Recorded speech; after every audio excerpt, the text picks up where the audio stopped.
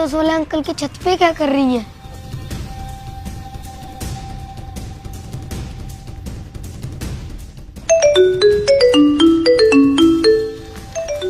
मुन्ना का फोन। पापा, मैंने मम्मी को पड़ोस वाले अंकल के घर पे देखा है। क्या क्या बोल रहा है तू? और वो उनके शर्ट के बटन बंद कर रहे थे। तू सच तो कह रहा है ना? हाँ पापा, मैं सच बोल रहा हूँ, आप जल्दी आ जाइए। मुन्ना तू घबरा मत, फोन रख, मैं आता हूँ घर पे अभी, ठीक है?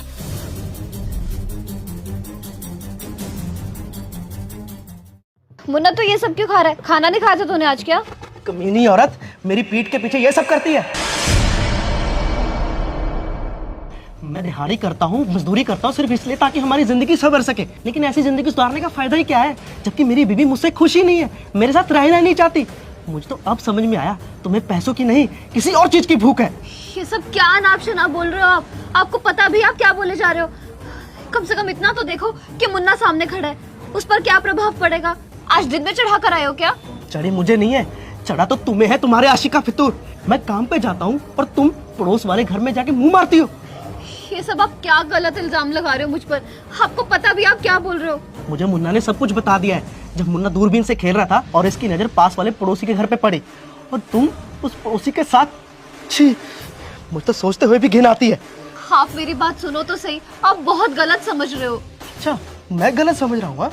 मुझे मुन्ना ने सब कुछ बताया। मुन्ना, अपनी मम्मी को बताओ कि तुमने क्या देखा है। मम्मा, मैंने देखा तुम पड़ोस वाले अंकल के शर्ट के बटन बंद कर रही थी। ओहो, तुमने मुन्ना की बात को इतना बड़ा बना लिया और न जाने क्या कुछ सोच लिया। हाँ, मैं गई थी पड़ोस में, उनके शर्ट के बटन भी लगा रही थी, लेकिन जानते हो क्यों? क्योंकि वो अंधे हैं, देख नहीं सकते।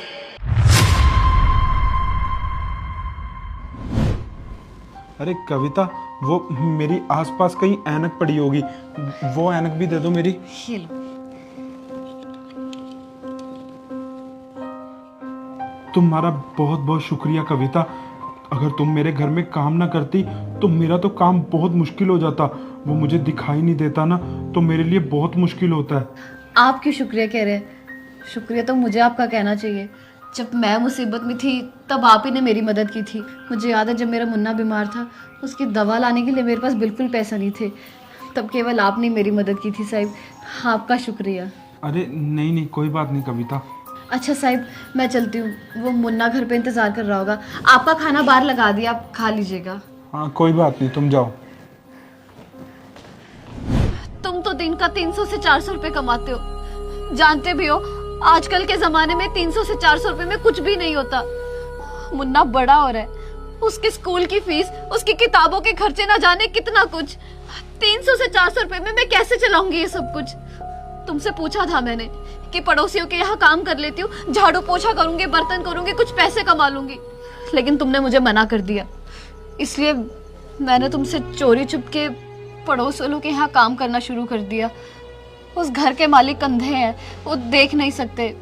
मैं उन्हें बस 2 वक्त का खाना खिला देती हूँ और घर पे साफ सफाई कर देती हूँ। वो महीने का मुझे 10,000 रुपए दे देते हैं। मैंने ये सब सिर्फ इसलिए किया ताकि हमारे मुन्ना को कोई भी दिक्कत ना आए, उसकी पढ़ाई में कोई अड़चन ना आए। किसी भी चीज को ना सच मानने से पहले 100 बार सोच लेना चाहिए। मुझे माफ कर दो, मुझसे बहुत बड़ी गलती हो गई। बच्चे की बातों में आके पता नहीं मैंने क्या सोच लिया तुम्हारे बारे में और तुम्हें क्या कुछ बोल दिया। मैं आइंदा से कभी तुम पर शक नहीं करूंगा। मुझे माफ कर दो और तुम्हारा बहुत बहुत शुक्रिया। तुमने आज तक मुझे इस बात का एहसास ही नहीं होने दिया कि मैं कम कमाता हूं और तुम्हें खुश नहीं रख पाता, लेकिन तुमने तो मेरा साथ दिया। तुमने हर मुश्किल में मेरा साथ दिया। भगवान ऐसी बीवी सबको दे। मुझे माफ कर देना। मुन्ना, ऐसे बिना सोचे समझे, बिना सच को जाने कभी गलत अंदाजा नहीं लगाते, समझे? सॉरी मम्मी, सॉरी पापा। कोई बात नहीं बेटा।